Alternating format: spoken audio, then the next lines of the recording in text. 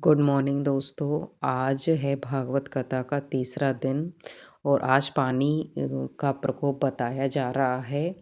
और यहाँ हम कर रहे हैं श्रीमद् भागवत कथा की पूजा, जो पंडित जी करवा रहे हैं। और जिस तरह से पंडित जी बताते हैं उसी तरह से हम यहाँ सामग्री चढ़ाते हैं, क्योंकि हमें इस बात का अंदाज़ा नहीं है, लेकिन अब तो थोड़ा थोड़ा समझ में आने लगा है, क्योंकि आज भागवत कथा का तीसरा दिन है। और आज हमें कुमराज जाना था, कुछ ज़रूरी काम था। और आज पानी की संभावना बताई जा रही है कि आज पानी बहुत तेज़ आएगा, लेकिन क्या करें, हमें काम से भी जाना है। और यहाँ जो पूजा श्रीमद् भागवत कथा की चल रही है, इसके 1 घंटे बाद हमें वापस आना है यहाँ से जाके। ये अम्बे माँ की आरती हो रही है, अब यहाँ से फ्री होके हमें जाना है। और हमें बिल्कुल अभी काम के लिए टाइम नहीं मिल पा रहा है। घर पे तो मैं कुछ काम कर ही नहीं रही हूँ। मेरी जो जेठ की लड़की हैं वो घर का सारा काम संभाल रही हैं, और मैं सिर्फ गोबर पानी और बाकी जो ऊपर का काम होता है वो कर लेती हूँ। लेकिन मैं बच्चों को खाना बना के भी नहीं खिला पा रही हूँ। और यहाँ पे पंडित जी आ गए हैं अपना काम करने के लिए, और वो सभी को बहुत अच्छे से जानकारियाँ बताते हैं। और हम गए थे कुमराज, और कुमराज में पानी इतना बरसा कि हमें, जब हम आए तो पूरे भीग गए, और यहाँ हमें कपड़े चेंज करने पड़े, दूसरे कपड़े पहन के यहाँ आना पड़ा, क्योंकि मेरे कपड़े मोटरसाइकिल से छिड़का गए थे तो गंदे हो गए, इसलिए मुझे बदलना पड़ा। और पे गुरुदेव ने आकर अपना पूजा अर्चना शुरू की, जिसके बाद में हनुमान चालीसा का पाठ किया।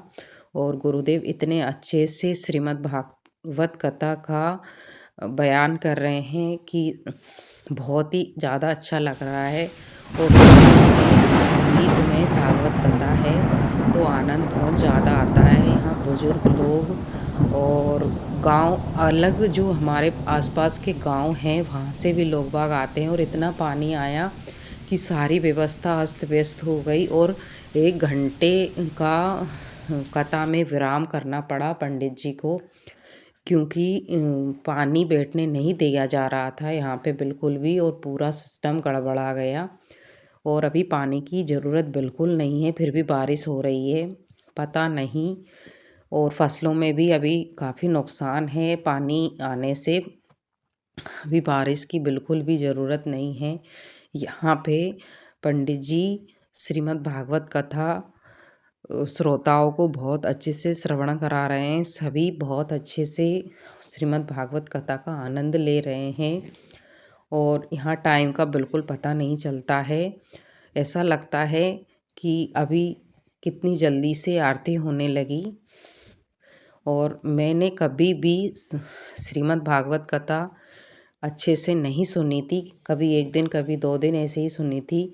लेकिन मुझे भगवान ने इतना अच्छा अवसर दिया कि मुझे पूरे 3 से 4 घंटे लगातार श्रीमद् भागवत कथा का श्रवण करने का मुझे मौका मिला है।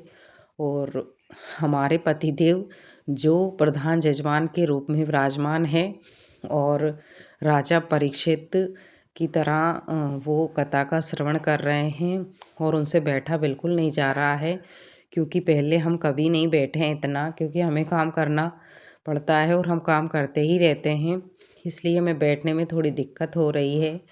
और धीरे धीरे आदत हो जाएगी बैठने में, और जब आदत हो जाएगी तो श्रीमद् भागवत कथा ख़त्म हो जाएगी, जिसके बाद हमें बहुत दुख होगा, क्योंकि हमें बहुत अच्छा लग रहा है यहाँ पे, और हमें इसकी बहुत याद आएगी।